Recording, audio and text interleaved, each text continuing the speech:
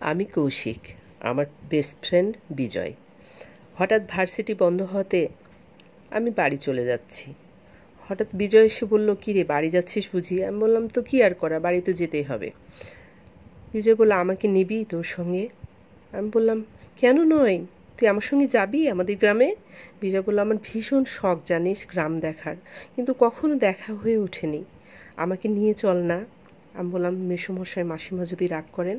বিজয় বলল, ঠিক আছে, আমি টেলিগ্রাম করে দিচ্ছি।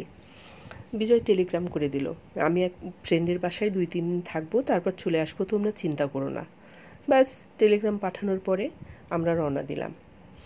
আমাদের ট্রেনে করে সারা রাত জার্নির পরে আমাদের গ্রামের স্টেশনে ট্রেন থামলো, আমরা নেমে পড়লাম। তারপর ট্রামে করে গ্রাম দেখতে দেখতে বিজয় আমাদের বাড়িতে পৌঁছলো। বাবা মা আমাদেরকে দেখে ভীষণ খুশি। আমি বললাম, ও বিজয়, ওর বাবা মা ডাক্তার, ওর ভাই বোন আর কেউ নেই, ও গ্রাম দেখার ভীষণ ওর শখ, তার জন্য আমার সঙ্গে এসেছে। বাবা বললেন, খুব ভালো করেছো বাবা, এসেছো। মা বললেন, খুব ভালো হয়েছে, তোর বন্ধুকে নিয়ে সারা গ্রাম সব কিছু ঘুরে দেখাবি। আমি বললাম, ঠিক আছে মা। তারপর মা নাস্তার জন্য ব্যস্ত হয়ে পড়লেন। তারপর আমরা নাস্তা করলাম, করার পরে 2 বন্ধুতে বিশ্রাম নিচ্ছিলাম। কখন ঘুম চলে এসেছে, প্রায় 2টোর দিকে মা ডেকে উঠালেন আমাদেরকে। উঠে দেখি এলাহি কারবার, ডাইনিং ভর্তি খাবার। বাবা পুকুর থেকে মাছ ধরেছেন, মা রাতা মোরগ জবাই করেছে, সব কিছু মিলিয়ে ডাইনিং টেবিল মানে মেঝে ভর্তি, দস্তরখানা ভর্তি খাবার। যাই হোক, তখন বিজয় এই খাবারগুলো, টাটকা সবজি সব কিছু দেখে খুব খুশি। আমরা কবজি ডুবিয়ে তৃপ্তি করে খেলাম। খাওয়ার পরে বিজয়কে বললাম, চল এখন আমাদের গ্রামটা তোকে ঘুরে দেখাই। বিজয় আর আমি গ্রামে বের হয়ে গেলাম। গোটা 30 বাড়ি গ্রামটাতে আমাদের, কিন্তু বিশাল বড় জায়গা, অনেক দূর, বিঘার পর বিঘা ধানি জমি, বন জঙ্গল, বাগান, সবজি ক্ষেত, সব কিছু মিলিয়ে, পাশে একটা নদী, সব কিছু মিলিয়ে অপরূপ সুন্দর আমাদের গ্রামটা। মাঝে মাঝে কয়েকটা চায়ের দোকান আছে। বিজয়কে সব জায়গায় নিয়ে গেলাম, চা খাওয়ালাম, সবাই কুশলাদি জিজ্ঞেস করলো। বিজয় বলল, তোদের গ্রামটা যেমন সুন্দর, তোদের গ্রামের মানুষগুলোও তেমনি সুন্দর। আমি বললাম, ঠিকই বলেছিস। তারপর আমরা ঘুরে টুরে বাড়ি ফিরে এলাম মোটামুটি রাত 8টার দিকে। মা খাবার দিলেন, সেই দুপুরের মতোই এলাহি কাণ্ড, খাবার খেলাম। আমার ছোটো বোন তিন্নি এসে বেড়ে দিল আমাদেরকে। তিন্নিকে দেখে বিজয় বলল, কি, আমাকে তুমি ভাইয়া বলবে না? আমি তিন্নির সঙ্গে বিজয়কে তখন সকালেই পরিচয় করিয়ে দিয়েছিলাম। তিনি বলল, হ্যাঁ বিজয় ভাইয়া, তুমিও তো আমার আরেকটা ভাইয়া। যাই হোক, আমরা খেলাম। খাওয়া দাওয়ার পরে বিজয়কে বললাম, কালকে আমরা কিন্তু নদীর ওপারে যাব। বিজয় বলল, ঠিক আছে, তাহলে আমার ক্যামেরাটা ঠিক করে রাখি। বিজয় ব্যাগ থেকে তার ক্যামেরা বের করে সব রেডি করে রাখলো। সকালবেলা উঠে মা অনেক পিঠাপুলি করেছিলেন।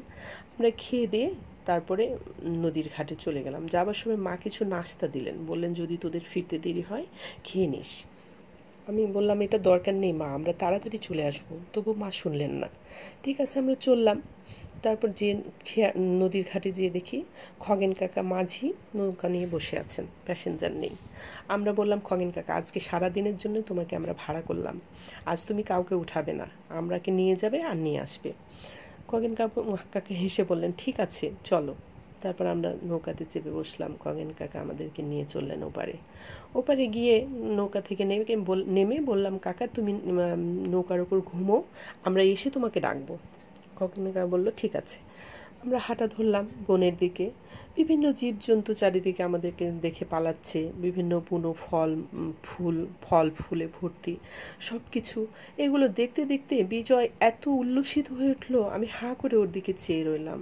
এই ছেলেটা এতদিন কি চুপচাপই না থাকতো, আজকে ওর খুশি দেখে আমারও কেমন যেন ভিতরটা আনন্দে ভরে যাচ্ছে। বিজয় একা, ওর কোনো ভাই বোন নেই, বাবা মা চাকরি করে, ও বাড়িতে ভীষণ একা থাকে, সবসময় মন মরা থাকে। আজকে ওর আনন্দ দেখে আমিও ভীষণ আনন্দিত। যাই হোক, হাঁটতে হাঁটতে আমরা ছবি তুলতে তুলতে একেবারে জঙ্গলের গহীনে চলে গিয়েছি, একদম গভীর জঙ্গলের মধ্যে। যত দূর চোখ যায় কোনো বাড়িঘর কিছুই দেখা যাচ্ছে না। হঠাৎ বিজয় আমাকে ধরে বলল, কৌশিক দেখ, জঙ্গলের মধ্যে কি সুন্দর একটা বাড়ি দেখা যাচ্ছে। আমি আশ্চর্য হয়ে তাকালাম, এত সুন্দর বাড়ি এই জঙ্গলের মধ্যে, এত আধুনিক, ভাবা যায় না। এটা কথা তো কখনো গ্রামের মানুষ বা আমার বাবা কেউ আমাকে বলেনি। তাহলে কি কেউ জানে না এটার কথা? আমি আশ্চর্য হয়ে গেলাম। বিজয় বলল, চল, আমি কিছু ছবি নেই বাড়িটার। আমি বললাম, শোন, এটা কিন্তু আশ্চর্যজনক একটা বিল্ডিং, আমরা এর আগে কখনো দেখিনি, বহুবার এখানে এসেছি, কিন্তু ভয় লাগছে আমার। বিজয় বলল, ধুত্তুর, ভয়ের কিছু বলতে দি, চল। তারপর আমাকে হাত ধরে টেনে নিয়ে চললো বাড়ির দিকে। বাড়ির চারিপাশটা অনেকগুলো ছবি নিল বিজয়। তারপর দেখলাম বিশাল গেট। গেটের সামনে আমরা গেলাম। গেটটা খোলা। আমরা কৌতূহলবশত ভিতরে ঢুকে গেলাম। কোথাও কেউ নেই। সামনে বিশাল ফুল বাগান, বিভিন্ন বাহারি রঙের ফুল ধরে আছে।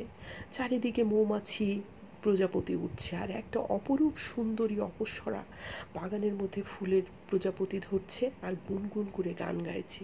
তার সেই সুরের মূর্ছনা আমাদেরকে পাগল করে তুলল, সেই সাথে তার রূপ। আমরা বিমুগ্ধ হয়ে তার রূপ সুধা পান করতে লাগলাম। এক পর্যায়ে সে তার প্রাসাদের বাড়ির মধ্যে ঢুকে গেল। আমরাও মন্ত্রমুগ্ধের মতো তার পিছু নিলাম। যেতে যেতে সে দোতলায় উঠতে লাগলো সিঁড়ি বেয়ে। আমরাও তার সঙ্গে সঙ্গে সিঁড়ি বেয়ে উপরে উঠতে শুরু করলাম। আমি মাঝপথে যে পা পিছলে সিঁড়ি থেকে পড়ে ভীষণ জোরে ব্যথা পেলাম পায়ে। আমার হুঁশ ফিরে এলো।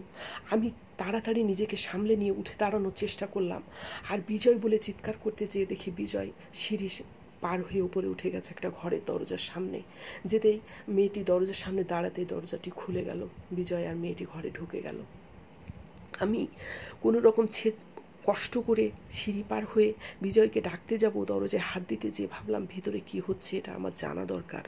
দরজার ফাঁক দিয়ে চোখ লাগিয়ে দেখলাম ভেতরে বিজয়কে নিয়ে মেয়েটি রোমান্টিকতা করছে।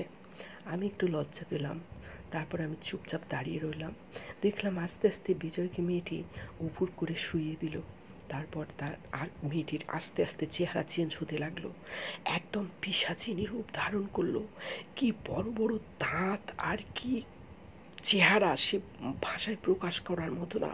হাতের নখগুলো মনে হচ্ছে এক একটা ছুরি। আমি এই ভয়ানক দৃশ্য দেখে বিজয়কে কি করে বাঁচাবো এই চিন্তায় একেবারে দিশেহারা হয়ে পড়লাম। এই মুহূর্তে দেখলাম সে ছুরির মতো দাঁতগুলো বের করে বিজয়ের ঘাড় কামড়ে ধরলো। এক মুহূর্তে চোঁচো করে সমস্ত রক্ত বিজয়ের চুষে ফেললো। তারপর বিজয়কে চিৎ করে শুয়ে দিল। বিজয়ের সমস্ত শরীরটা সাদা ফ্যাকাশে হয়ে গেল। আমার মুখ দিয়ে গলা দিয়ে কোনো স্বর বের হচ্ছে না। আমি চিৎকার করতে পারছি না। আমি নিথর হয়ে দাঁড়িয়ে রয়েছি। দেখলাম তার ছুরির মতো নখ দিয়ে বিজয়ের বুকটা চিরে তার বুক থেকে কলিজা, তারপর হৃৎপিণ্ড বের করে সে খেতে শুরু করলো। আমি ভয়ে ছুট দিলাম সিঁড়ির দিকে। ছুটতে ছুটতে সিঁড়ি দিয়ে নেমে বাইরে ছুটে এলাম। এসে খগেন কাকার নৌকাতে উঠলাম। খগেন কাকা বললেন, কি ব্যাপার, তোমার বন্ধু কোথায়? আমি কোনো কথা না বলে বললাম, কাকা শিগগির চলুন, ছুটে চলুন বাড়ির দিকে। খগেন কাকা বুঝতে পেরে তাড়াতাড়ি ছুটলেন, নৌকা বাইতে লাগলেন খুব দ্রুততার সাথে। বাড়িতে পৌঁছালাম। বাড়িতে পৌঁছে আমি কিছুটা সময় নিলাম ঠিক হতে। তারপর বাবা মা আমাকে জিজ্ঞেস করলেন, কী ব্যাপার, বিজয় কোথায়? আমি পুরো ঘটনা বাবা মাকে খুলে বললাম। বাবা শুনে প্রচণ্ড আঘাত পেলেন। বললেন, তোমার বন্ধুকে নিয়ে এসেছিলে, এখন তার বাবা মাকে কী জবাব দেবে? আমি বললাম, বাবা সেটা পরে হবে, আগে বিজয়ের দেহটা আমাদেরকে নিয়ে আসতে হবে। পরদিন গ্রামের সবাইকে বাবা ডাকলেন। সবাই এলো। বেশ কয়েকজন শক্তিশালী পুরুষ যুবক মিলে এবং একজন তান্ত্রিক ছিল খুব ভালো, তাকে নিয়ে আমরা বিজয়ের লাশ খোঁজার উদ্দেশ্যে বের হলাম। আমরা সবাই গেলাম সেই জঙ্গলের মধ্যে। সেখানে গিয়ে দেখি কোনো বাড়ি ঘর কিচ্ছু নেই। একটা উঁচু জায়গার উপর বিজয়ের নিথর রক্তশূন্য দেহটা পড়ে রয়েছে। কি বিভৎস লাগছে! তার জিভটা কাটা, মুখ দিয়ে কোনো রক্ত নেই, তার চোখ দুটো উপড়ানো, বুকটা ফাড়া। এই দৃশ্য দেখে আমাদের হার্ট যাদের দুর্বল তারা কয়েকজন প্রায় অজ্ঞান হওয়ার উপক্রম। তান্ত্রিক তাড়াতাড়ি সবাইকে সামলে নিয়ে লাশটা, আমরা বাড়ি থেকে কফিন নিয়ে গিয়েছিলাম, কফিনে জড়িয়ে লাশটা নিয়ে এলাম। নিয়ে এসে শ্মশান ঘাটে নিয়ে দাহ করলাম। দাহ করার পরে 2 দিন কেটে যায়। আমি অস্বাভাবিক রকম কষ্টে ছিলাম এবং ভয়ে ছিলাম। তারপর আমি বিজয়ের ব্যাগ থেকে ডায়েরি বের করে বিজয়ের বাবা মার উদ্দেশ্যে একটা ডায়েরি বের করে বিজয়ের বাবা মার ঠিকানা বের করলাম। তারপর একটা টেলিগ্রাম করলাম যে আন্টি মেসোমশাই, আমি বিজয়ের বেস্ট ফ্রেন্ড, আমার সঙ্গে বিজয় এসেছিল, দুর্ঘটনাবশত আপনাদের ছেলেটি মারা গিয়েছে, আপনারাও ধৈর্য ধারণ করুন, আমি ভগবানের কাছে আপনাদের জন্য আমি দোয়া চাই। তাই বলে আমি টেলিগ্রামটা পাঠিয়ে দিলাম। পরদিন টেলিগ্রামের উত্তর এলো, ফাজিল ছেলে কোথাকার, তুমি আমাদেরকে আমার ছেলে জীবিত আছে আর টেলিগ্রাম করেছ আমার বিজয় মারা গিয়েছে, আমার ছেলে আমার বাড়িতে, বিশ্বাস না হয় এসে দেখো, আর কখনো এরকম ফাজলাম করবে না আমাদের সঙ্গে। তাই বলে আমাকে ধমকেশ্বরে একটা টেলিগ্রাম পাঠানো হয়েছে। আমি বাবাকে বললাম, বাবা এটা কি? বাবা আমরা সবাই তো একদম মেরে গেলাম। বাবা বললেন, নিশ্চয় কোনো খারাপ কিছু বিজয়ের বাবা মাকে শেষ করার জন্য ওদের বাড়িতে গিয়েছে।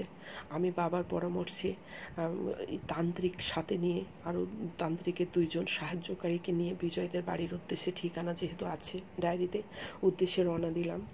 বিজয়ের বাড়ির উদ্দেশ্যে বাড়িতে পৌঁছে কলিং বেল টিপলাম।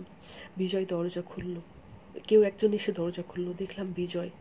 আমি হা করে ওর দিকে তাকিয়ে রইলাম। সে বিরক্তির সঙ্গে আমাকে চিনল না, বিরক্তির সঙ্গে বলল, কে, কাকে চাই? আমি বললাম, আমি বিজয়, এটা বিজয়দের বাড়ি না? সে বলল, হ্যাঁ আমি তো বিজয়, দেখতে পাচ্ছেন না? আমি বললাম, আমরা মাসিমা মেসোমশাইয়ের সঙ্গে দেখা করতে এসেছি। সে বলল, এখন তারা বাড়িতে নেই, বলে হারাম করে আমাদের মুখের উপর দরজা বন্ধ করে দিল।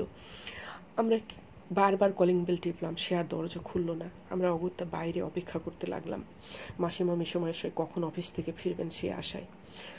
তারপর বিজয়ের বাবা এবং মা অফিস থেকে ফিরলেন। তারা 2 জনই ডাক্তার ছিলেন। গাড়ি থেকে নামার পর আমি তাদেরকে রাস্তাতেই ধরলাম, বললাম, মেসোমশাই, মাসিমা নমস্কার। তিনি বললেন, কে তুমি? তোমাকে তো চিনলাম না। আমি বললাম, আমি কৌশিক, বিজয়ের বন্ধু। তিনি বললেন, সেই ফাজি ছেলেটা যে আমার বিজয় মরার সংবাদ তুমি টেলিগ্রাম করেছিলে? আমি বললাম, মাসিমা মেসোমশাই, আমি মিথ্যা কথা আপনাদেরকে টেলিগ্রামে করিনি, আপনাদের বিজয় সত্যি পৃথিবীতে নেই। তিনি আমাকে থাপ্পড় তুললেন। আমি তার পায়ের কাছে বসে পড়লাম, বললাম, মাসিমা মেসোমশাই প্লিজ আমাকে একটাবার সুযোগ দিন, আমাকে আপনাদের বাড়িতে নিয়ে চলুন। যে আপনাদের বাড়িতে আছে সে বিজয় নয়, অন্য কেউ। প্লিজ মাসিমা মেসোমশাই আমাকে সুযোগ দিন।